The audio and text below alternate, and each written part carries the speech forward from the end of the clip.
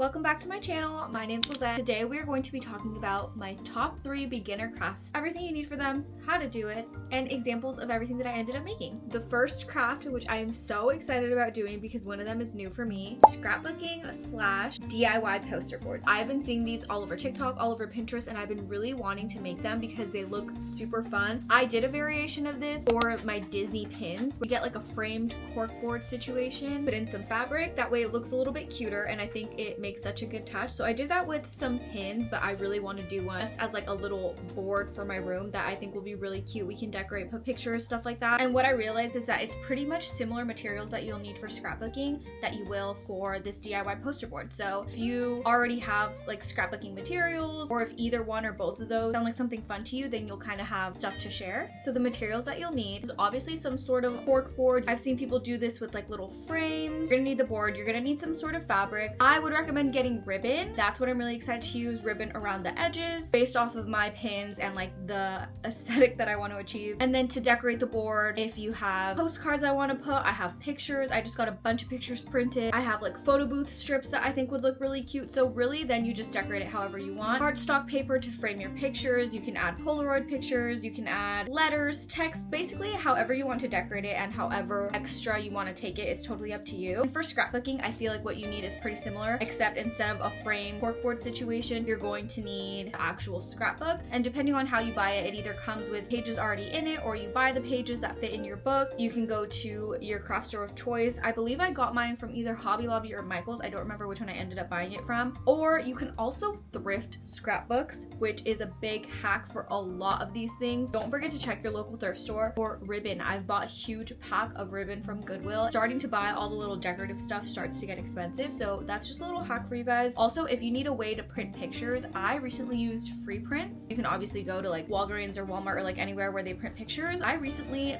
used free prints for the first time. I think I paid like $8 or something. I don't really remember, and I think there was some sort of discount, but I got so many pictures printed. I think you get 80 free prints a month, and I did more than 80. I got extras. Super worth it, and I feel like the pictures came pretty fast. They look good quality to me, so I had a really great experience using free prints. That's just another suggestion for you guys. And another tip for scrapbooking and little frames like this, saving stuff, kind of like junk journaling. If you're at a concert, save your ticket. If you're going to Disneyland, save your Disney ticket. Save a cute decorative napkin, which I know sounds really hoardery, but it's super cute. It is giving kind of like hoarder vibes, but it's good for memories, especially if you have somewhere to put it, not just them collecting dust. So I finally finished my little DIY board frame situation. That was so much harder than I thought. None of it was actually like difficult, but it was just hard to decide what I wanted to put on this board. Here's my finished board. Like I said, it was very difficult to decide what to put on here because I feel like this is such like a big display of like my personality. So I really wanted it to shine through. I'm really happy with it. I think it came out really cute. I'll do a better shot. It's so cute. Here's the close-up. You have my cat Belly, my cat Fig. You have me and Luke. These are our little photo booth strips from Paris. Postcard from Paris, postcard from London, postcard from the Louvre. This is like a little I love you that Luke made me from, I think it was from a bath bomb, like inside a bath bomb, but it's so cute. He like wrote it out. Disneyland ticket, have some stores, you know. I had some of this stuff that's just cute. This is my Paris flight ticket, Disneyland Paris, Eiffel Tower. I think we got my gist on here. I couldn't find anything I could put on here for like Swiftie, Taylor Swift vibes, so I'm just hanging a friendship bracelet on here for now, but I love it. Number 2, my tried and true bag charms, bracelet making, jewelry making, anything with string and bead or chain and little charms is my favorite craft ever. This is how I started getting into crafts. It all started with the Eras tour and making friendship bracelets. Current obsession is making bag charms, and my collection of beads and just like little jewelry accessories has just grown since then. For today, I'm focusing on making bag charms. It's a really fun one to do with friends if you want to host a little night. It could be really fun. So that's what I'm gonna do today, is make a bag charm for one of my friends. And again, this varies so much, but the basics of what you're gonna need: a lobster clasp. I like to buy like a pack of chain chain material from like Michael's. That way I can just use however much chain I need for bag charms or charm necklaces, whatever. It's has a multi-purpose. Beads for like decoration, charms, obviously. You're going to need pliers. I recommend getting a pack of pliers because I like to use 2 at a time usually to do a lot of my crafting, and jump rings. You will need jump rings if you're doing stuff specifically with charms. I really love this tool called a one-step looper. Cuts your chain and adds a loop at the end of it too, which is super, super helpful. So I love that tool. And bag charms are super fun. Again, you can do bag charms, you can do keychains, lip gloss charms, friendship bracelets, you can do charm necklaces, and it's all so much fun. I love doing this so much, but I feel like when you start to crack into like this realm of craft, you can go so many different places and it is so much fun. I'm losing sunlight, but I wanted to show you my 2 final products of the keychains I made. They're so cute. They're so cute. I wasn't intending on adding lip glosses, but I forgot that I had bought these when I was making Sunny Angel keychains and I never used them, and I was like, what a perfect opportunity, because both of these, as I think I mentioned, are for my friends. So this one I made for my friend Gabby. I'm seeing both of my friends on my upcoming trip, and these are like 2 of my best friends on the entire earth, and they're both graduating. She is getting her PhD, so I made hers say Dr. Peebles, which is so cute. And I did silver. Try to keep it a little bit more simple. I feel like she's more of a simple gal. And I added the yellow because I added the seashells, and I feel like this was giving kind of summery, cute vibes. And then for the gold one, I added just some like pink charms, a little cowgirl boot, some pearly details with just her name on it, and the pink elf bomb, just because everything else was a little bit pink. So I feel like they came out super cute. Oh, and Gabby's graduating from law school, but super cute, super fun. And again, it's thoughtful and handmade.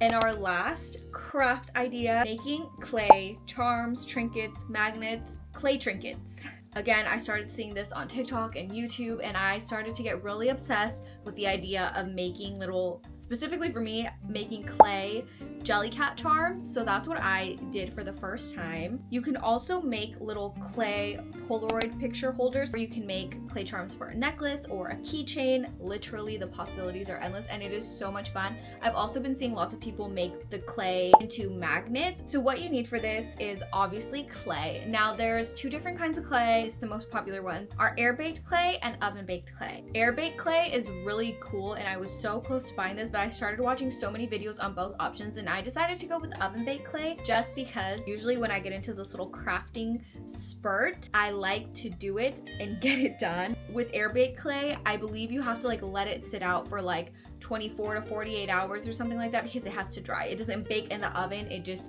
air dries. Let it sit, and then you go back, and then you can add paint and let it sit, and then go back and put the seal and then go back. So I just wanted something that was a little bit more like I can get this done in a day. This can be like a day's project. There's also lots of different brands, but I would recommend getting one brand of clay and sticking to that because they can have different bake time. One brand, same kind, that are going to bake at the same time and temperature. Besides the clay, you don't need to have this, but you can get some sculpting tools. I think it does help. Specifically, I would recommend an X-Acto knife. It really helps if you want to add like little details. Again, I made little jellycat charms the last time, so it helped cut out like the little mouth or eyes, cutting them super small. So you obviously need an oven. I was originally going to use my toaster oven because I thought it was smaller and easier, but then I watched a video on TikTok and their charms came out completely burnt. So then I was so scared to use my toaster oven, so I just used a regular oven. I followed the instructions and everything came out okay. I don't know if you use a toaster oven that everything's gonna go wrong, but I don't know. I saw one video. I'm giving you that information.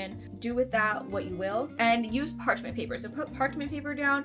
Don't use foil, I think, because same thing. I think I saw a video that used foil and the charms came out burnt. So parchment paper, regular oven are just my tips. If you're going to make it into a magnet, you're obviously going to need to buy little magnets. You can get them, again, any craft store, Amazon, whatever, and you're gonna need glue.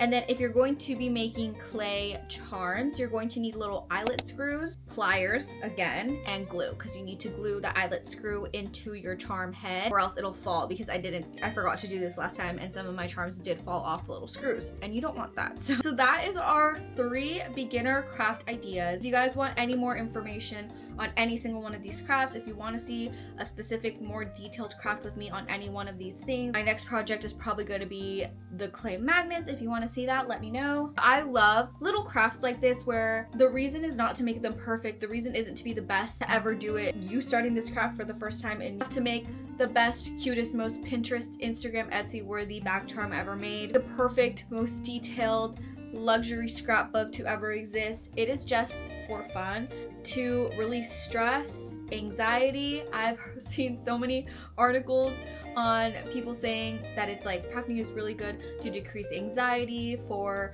depression, for mood boosters, and I can definitely attest to that because you're sitting down, and yes, I usually have my iPad popped right next to me watching a little show, but you are sitting down, you are focused on what you're doing stuff with your hands, you're putting things together that make you happy, that look aesthetically pleasing to you, and it's just fun. Again, it doesn't need to be perfect, doesn't need to be the best one that's ever happened. If again, these are beginner ideas, can get so expensive. So again, starting off with the basics, looking out for sales, looking out for coupons, checking different suppliers, seeing who has the cheaper options, and doing this in a way that works for you. Also highly recommend checking your local thrift stores. Like I had mentioned before, I have found so many crafty little pieces from thrift stores. Before I started my scrapbooking journey, before I went to Michael's, I went to the thrift store. You can maybe get the things to start it and have the basics. That's just your little rant and reminder. Thank you guys so much for watching. Again, if you want to see more of these crafting videos, let me know. But if you're not subscribed already, don't forget to hit the subscribe button. It would mean the world to me.